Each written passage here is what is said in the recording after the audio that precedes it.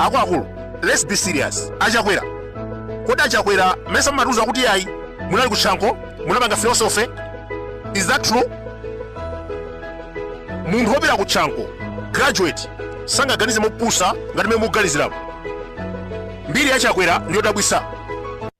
Anapita kutchanko kukatenga degree, atachoka kutchanko amagwira ntchito chipiku, atachoka kuchipiku amapereka matope kwa Assemblies of God, kumene kuja anaphambusa ndi kukhala mtsogoleri. Anamulera zaka 24 ndikupita kwa MCP, anamutenga Sadiki Miya, atalowa mboma anamupha Chilima, anamupha. Panopa afuna kupha Malawi chifukwa chani? Walephera kuyendetsa dziko, akukweza chilichonse. Anthu odwala akapita kuchipatala akumwalira kusowa mankhwala.